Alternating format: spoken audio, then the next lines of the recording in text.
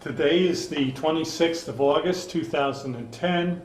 We're at the Terrace at Beverwyck in Slingerlands, New York.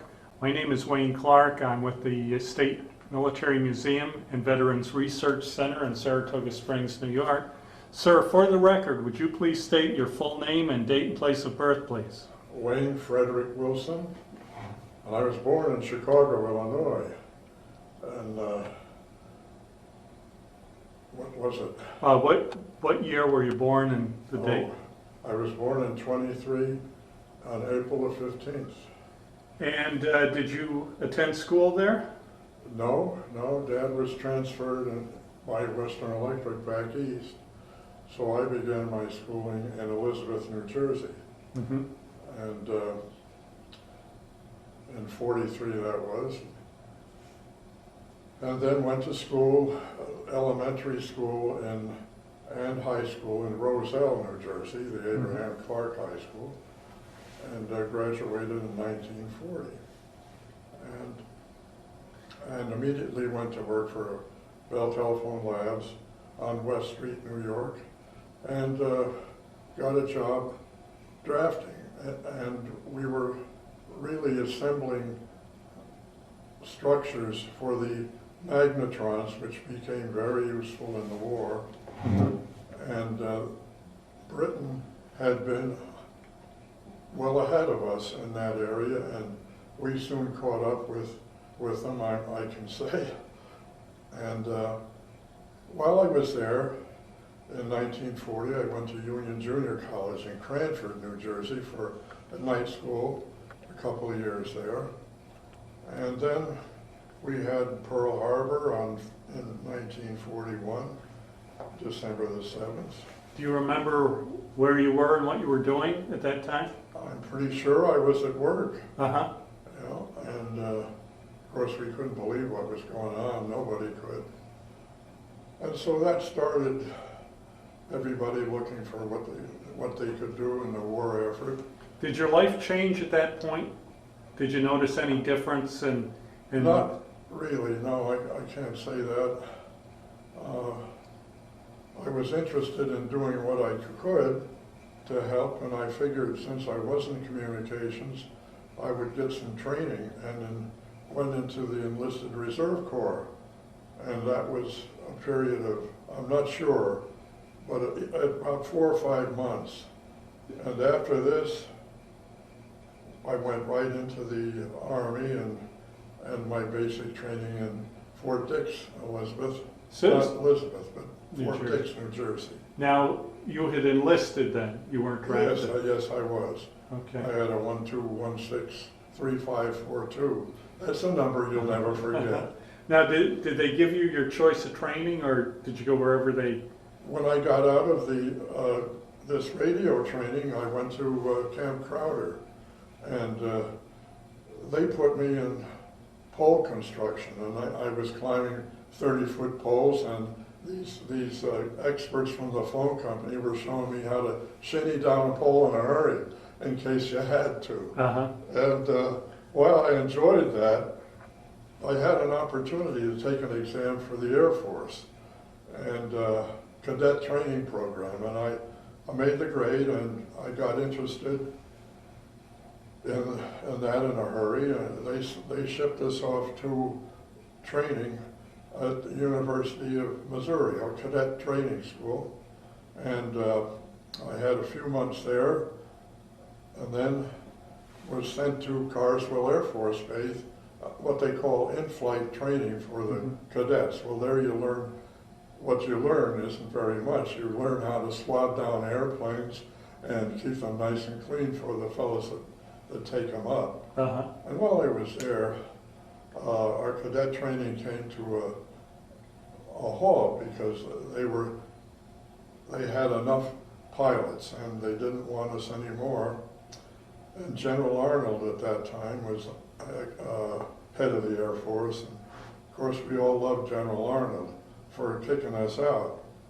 And since I was in the service division, they sent me back into the service division, and I ended up in the medical schooling in Jefferson Barracks. And where was that? That was in Joplin, Missouri. Mhm. And Now, were you being trained to be a medic? yes, absolutely. Taught how to give shots and this kind of thing, Mhm. and do what nurses do, really. How long was that school? That school, I don't know, must have been at least 4 months. Uh-huh. And ended up in the 49th, make sure here, 49th Field Hospital. Well, let's see, I have some dates here, which we departed Camp Kilmer after my medical training on the 27th of February in 44. Mhm. And we ended up in England. And while that time, our forces were taking quite a licking. This was just before the Bulge. And they were taking wounded soldiers in England, and we had part of taking care of them. And then as the Army situation and got more successful in holding back the Germans, they were never expected this rush from them, and why I don't know, but I think General Patton had a way of reversing the trend with his tanks. And so they sent part of the 49th, which I went with, over to France. And we set up another general hospital in Paris. Now it said you disembarked 16 August 44 onto Utah Beach. Is that where you landed? Yes, that's correct. And again, they had sufficient medical assistance in northern France at that time, so they didn't need us up there. And I gotta say this, they really took care of the wounded people, and I guess they had reason to have this many facilities to take care of them. And we were one, as they say, in Paris for a while. Now, what was your job at that point? I was in, well, they had to have MPs everywhere you go. And so I was in the MP Corps, and they had us stationed at the top of this building in Paris, which used to be a geriatric hospital. And we took over there. And so we went and got the nurses in our jeeps and made sure they were safe in their lodging. And that kind of thing until it began to see a need for more troops that might be necessary in the Pacific. Mm-hmm. And so I have a book by the Secretary to General Eisenhower, and so I can verify the fact that he went out to all of the various service people in that area in northern France and sent us to infantry training. And we had the experts who had just come back from the line teaching us what to do and how to pull out bayonets and do this kind of thing, which kind of looked distasteful, but I guess it had to be done. And they finished our training and sent us down to a replacement depot, which many might have remembered because a lot of us ended up down there in Marseille. Now, when was this? Well, let's see if I have a date for that. Was that still in 44 or 45? It was still 44, must have been, because about that time they had us there and we were trained and waiting to go overseas and in the Pacific. And I guess there was still a delay in deciding what we would do, and Harry Truman got in office and he knew what to do. Okay, so that was 45 then. Yeah, when they dropped the first bomb and showed them what we had and said, get out of the area because we're coming after you. Well, there was a gap in there which they sent some of the privates like myself over to a school in Biarritz.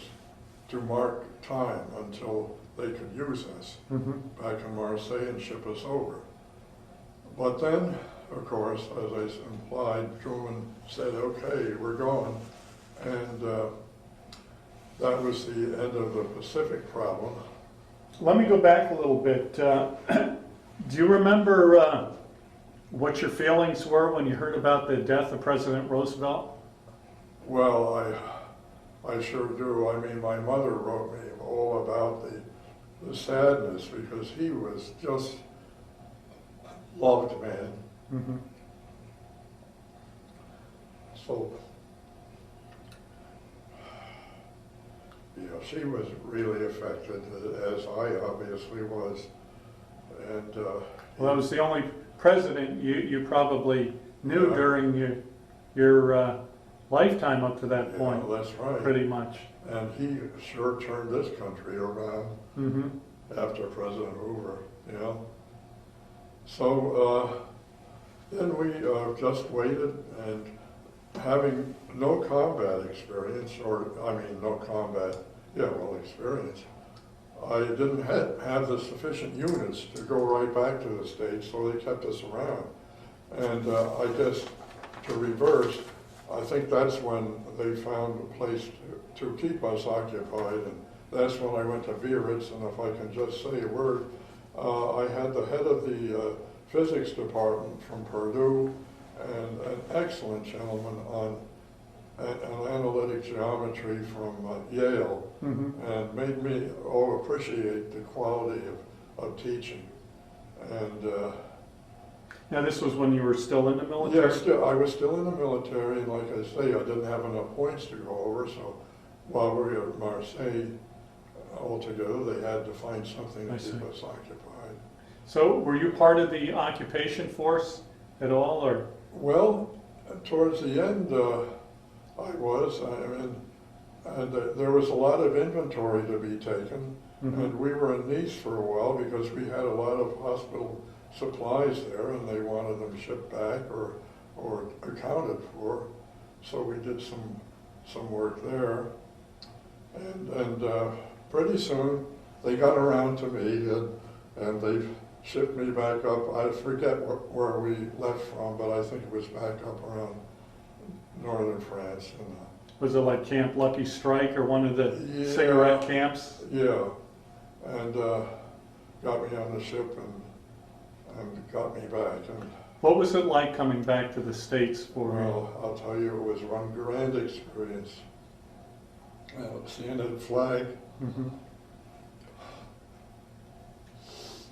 Did you land in New York? Yeah, the New York Harbor. Mhm. My mom and dad were on the shore, and they saw me. I was on the highest point I could get on that ship. Now, did you get seasick at all, either going over or coming back? No, no. I found it. The more I ate, the better I felt. Uh-huh. Yeah, it didn't bother me. Did you come back with any of the guys you knew, or? No, by that time, I transferred so many times. There were only a few of us sent over to Nice there and to take inventories, and so I didn't really get to know anybody that well. Mm-hmm. That's the unfortunate part of shifting to so many branches. But it seemed to me at the time I was doing it was the only thing to do, Mm-hmm. because I did want to get into a more active participation and get into the cadet program. And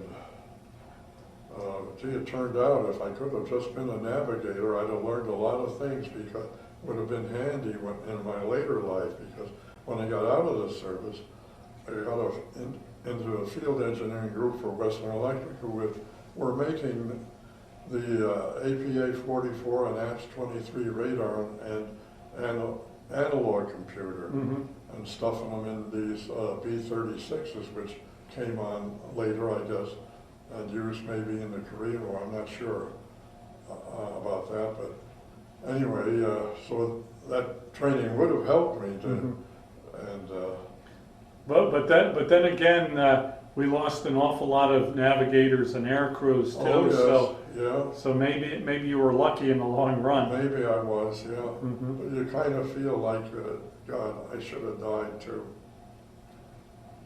Did you get a chance to have any leave time in Paris or? Oh, yeah, England? we did. And, you know, the Glenn Miller band, and then, who took, I can't, name escape me, but somebody took over Glenn Miller's band when he was, well, there were a lot of rumors he was shot down over the English, or he went down. The weather was bad that day, and he took off anyway. He wanted to get over to play for the troops, and he was lost. But his band stayed intact, and they were over in Paris for a while. So I'll tell you, that music has always stuck with me. And even during my, doldrums and other activities, it always picked me up to hear that Sunrise Serenade. Did you see any USO shows like Bob Hope or? Yeah, yeah, we did. And when we were doing the infantry training up in Paris, they came, and it's fun to see them out in the field, And I can't remember the entertainers, but there were many of them. And USO was a great organization. They always provided a place for us to go on the weekends and write home and use the V-mail. Remember the V-mail? And so I kept good contact with my folks during the time. Did you get many packages from home? Not many, no, that I can recall. My mom had a job. She was riveting aircraft on Long Island. Yeah. So she was a Rosie the Riveter. Yeah, she was. Yeah. And Dad, he had work on the DEW line, and Western was managing that. When I got out, I also got into the first man in space, and we managed that network to keep track as they flew over the Earth, and to make sure we had people when they were had to land. And that was an interesting part of my after career. Now, when you got back to the States, were you discharged at Fort Dix? Yes. Yeah. And what rank were you when you were discharged? I was a PFC, but I always considered I had a warrant officer rank at a time when I was a cadet. I wasn't really a cadet, but and it's funny, I was overseas long enough to make PFC by, I think it was a law they passed, but, with PFC, but I wasn't bucking for rank, that's obvious, and when you're moving around like that, no one gets a good look at you anyway. Yeah. Now, when were you discharged? Well, it's... I know it was in 1946. Yeah, the 19th of April, 46. Okay. 19th of April, 46, and I entered Syracuse that year. Okay, I was going to ask you if you made use of the GI Bill. Yes, I did, and that made possible my education and subsequent success in later life. So, all in all, the Army did me well, and I hope they consider me a good soldier. Oh, I'm sure. Did you stay in touch with any of the people you served with? No, I haven't, because like I say, I should have done so much more. I should have had a diary when I was in there to just write down these people's names, because I remember them all and I have some pictures of them, but the names are never. And now with, what is it, YouTube? Or the internet? Yeah, the internet, their names are creeping up all over. And so there may be a chance when I find somebody that was in the 198th General Hospital. Did you attend any reunions or anything like that? No. No? No, just college reunions. Went to my 50th. Okay. my 60th anniversary with my dear wife. Oh, did you get married after the war or during the war? After I graduated in 1950, having entered in 46, and we got married and shipped off right away to Fort Worth, Carswell Air Force Base. I knew it well, and there I taught some of the craft people how, all about our system, the computer and the radar. So, an interesting life, and thank you all for listening. Did you join any veterans organizations? No, I haven't. And they've called, and I guess I'm a little reticent to get involved because at my stage, you know, I have enough to do with people around here and the church, and you know, they occupy my time and keeping track of my account and whatnot, and medical problems, you know, and Sure. and so while I appreciate these organizations, I have contributed to the USO because I benefit greatly from their actions, their activities. Okay. How do you think your time in the service changed or affected your life? Well, it gave me something to think about, and it gave me a certain strength of knowing that I had those years in the Army. And I was extremely fortunate in training I received and the people I met, and even those cowboys that brought their guitars along. And so I enjoyed meeting everybody, and I was ready to take my chances with anybody. When you get to know people, and particularly that infantry training, you know, you love them, and you'd do anything to pull them off the field or whatever you had to do. All right. Well, thank you so much for your interview. Oh, you're welcome, Wayne. Oh, did you have any photos at all with you? No, I didn't. Okay. All right. Well, thank you again. Okay, Wayne.